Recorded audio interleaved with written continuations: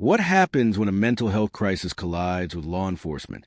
Today's case is a perfect storm of untreated mental illness, alcohol abuse, and a violent confrontation with 4 police officers. Meet Mr. Luttrell, a man who stopped taking his medication, got dangerously drunk, and ended up in a physical altercation that could have ended tragically. But here's the twist. His lawyer's about to argue he deserves probation instead of jail time. Will the judge show mercy to someone who's been running from justice for 7 years? The answer might shock you. This is case 22 to 93,215, and trust me, you've never seen a sentencing hearing quite like this one. File number 22-93215FH for sentencing. I've received a letter from Sable Valley CMH and from Go Team Services on behalf of the defendant that I have reviewed. And Mr. Piper, have you had a chance to review the pre-sentence report with your client? I have, Your Honor. Any additions or corrections to that report? It is factually accurate, Your Honor. I have some comments to make during elocution, but nothing that needs to be added to this. Okay, and the advisory guidelines were scored at 0 to 17. Any scoring challenges or no? No, Your Honor. Mr. Radsabon, any additions, corrections, or scoring challenges? No additions or corrections, Judge, and I believe it's scored appropriately. All right, Mr. Piper, go ahead. Judge, this represents Mr. Luttrell's first felony conviction. I went over the report with him. He understands what the recommendation is and the reasons for the recommendation. He would, however, like the court to consider whether we're placing him on probation and not incarcerate him immediately. This case occurred coming up on 2 years ago. I believe it was early July of 2022. Without getting into any arguments that appear to address guilt or innocence, I don't want to mislead the court or send the wrong message to the court. So we're not arguing about that. But the initial 911 call that came in reported Mr. Luttrell engaging in some odd behavior, including crawling around on the grass, making comments about his daughter being kidnapped. Hold up, did you catch that? The 911 call wasn't about a violent criminal. It was about a man crawling on grass, claiming his daughter was kidnapped. This is where things get complicated. When someone's having a mental health crisis, the line between criminal behavior and medical emergency becomes dangerously blurred. The defense attorney is walking a tightrope here. He's not denying his client's guilt, but he's painting a picture of a man who needed help, not handcuffs. But here's the million-dollar question. Does mental illness excuse violent behavior toward police officers? Let's see how this plays out. And so certainly things that would lead a reasonable person to believe that he was suffering from some mental illness. Now, with that being said, he was also highly intoxicated, and we don't challenge that in any way, shape, or form. He admits to that. He understands that. He's been working on his sobriety since this occurred, so we're not arguing that he wasn't under the influence as well. But the request was really in the nature of getting him some help more so than it was getting law enforcement involved because of any criminal activity that he engaged in at that time. It did result in a violent encounter with the police. We certainly understand that the court takes those things seriously, so we don't mean to minimize what occurred. There was some body cam footage of it as well. And when the body cam starts, you see Mr. Luttrell ordering the officers off the property. Officers obviously said it doesn't work that way when he refused to follow their lawful command, specifically to get on the ground. That's what resulted in the confrontation with the police. He was physically assaulted with them. He did obstruct. He did resist. He freely admits that. Wait. Let's rewind that. This man ordered police officers off the property? That's not how any of this works. The body cam footage tells the real story here. When officers give you a lawful command to get on the ground, you have exactly 0 options to refuse. But Mr. Luttrell didn't just refuse, he got physical. He resisted, he obstructed, and according to what's coming next, he even tried to spit on them. This is escalating fast. But here's what's fascinating. His lawyer isn't denying any of this. Instead, he's about to reveal something that might change everything. Judge, subsequent to that, once he posted bond, he himself admitted him went to Point East initially. I think he walked into Point East in Alpena, admitted himself psychiatrically, was ended up transferred to the psychiatric unit up at War Memorial Hospital in the Sioux. Stayed there for a period of time. He got back on his medication. The report indicates that he suffers from mental illness. He's been suffering from mental illness for a long time. Obviously, the result of not being on medication and also being under the influence, I think, caused him to behave in the way that he did. We did have him evaluated by the forensic center. They said he was criminally responsible. And once again, we're not challenging that finding. But I think in fairness to Mr. Luttrell, it's not as simple as him simply being drunk and wanting to engage in some physical confrontation with the police. I think he was suffering mentally at the time. He has been seeing a therapist at El Sabo Valley Community Mental Health for a while. The court has a letter there. It sounds like from the therapist that the last psychotic episode he had was when this occurred. He's been on bond for a substantial period of time and has followed the court's bond conditions. He does have gainful employment as laid out in the letter. He is working a little bit more than full-time right now, a little over 40 hours, although he anticipates that as the summer goes by, those hours will increase. He's done his best to put his life back together since this occurred. He physically looks better today to me than when I first had contact with him. So it appears to me that he's probably sober and probably staying on his medication as directed. He's just hoping that you would consider something other than incarcerating him for the period of time recommended. He's also asking that the court would fashion some sentence that might give him the opportunity to maintain his employment. That would be difficult, even if he had work release from here. I don't think that would be possible. The only possibility to maybe do that if the court does want some type of incarceration or something held over his head is if the court would consider some type of tether or house arrest. But he would not be able to, wouldn't be able to travel from here to his employment. It's too far away. And I'm not sure that the sheriff would allow that to occur anyways, even if there was work release available. By way of the fines and costs, Judge, he's expecting a check from his employer tomorrow. He can pay all of those tomorrow. He intends to do so. He did lay out in the report that he really doesn't have a real good memory of what actually happened here, but he certainly doesn't challenge what the officers say happened. Accepts responsibility for it. I'm not sure if he'll be able to communicate to you right now. He's pretty nervous and pretty scared about what might happen. So I just ask that the court consider those comments in addition to the letters that we provided the court. Thank you. Mr. Luttrell, you don't have to tell me anything today. If you don't, I don't hold that against you. But you may make any statement to me you wish. Is there anything you want to say, sir?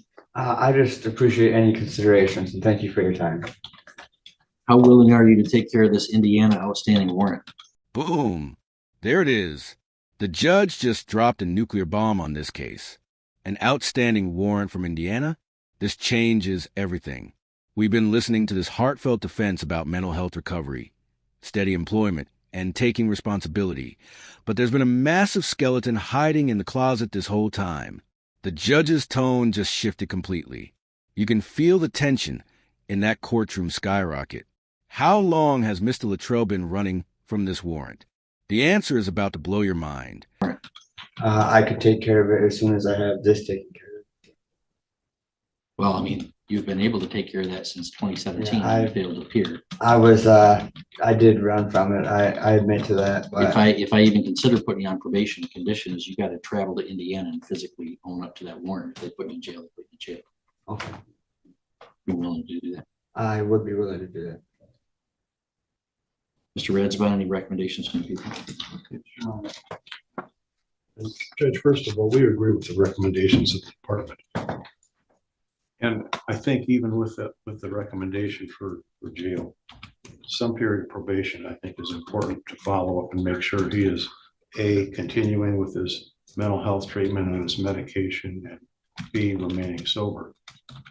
Judge, had he been following his medication regimen, we might not even be here today. If he had not compounded that mistake by then consuming alcohol to the point of intoxication without taking his medication, we probably wouldn't be here today. But the bottom line is he did both. And as a result, put 4 officers at risk. Got into a heck of a tussle with the 4 officers. Tried to spit on them. The prosecutor just laid out the cold, hard truth, and it's devastating for the defense. For officers put at risk, physical violence, attempted spitting, which, by the way, is considered assault on an officer. The prosecutor's argument is bulletproof. Mental illness doesn't give you a free pass to endanger law enforcement. He's absolutely right. If Mr. Luttrell had taken his medication or stayed sober, none of this would have happened. But he chose to do neither. The recommendation? 9 months in jail. That's right in the middle of the sentencing guidelines. The question now is, will the judge show mercy, or will that Indiana warrant be the final nail in the coffin? On them. We can't have our officers subject to that, Judge. So some consequences is appropriate. They recommended 9 months. I guess I would leave that up to the court's discretion, but I don't think that's inappropriate. It's about the middle of the guidelines. And insofar as any lingering issues in Indiana, yes, he'll have to take care of it, but I think he should take care of what I believe is his obligation to the law enforcement here by serving some time in jail and with some probation on top of that.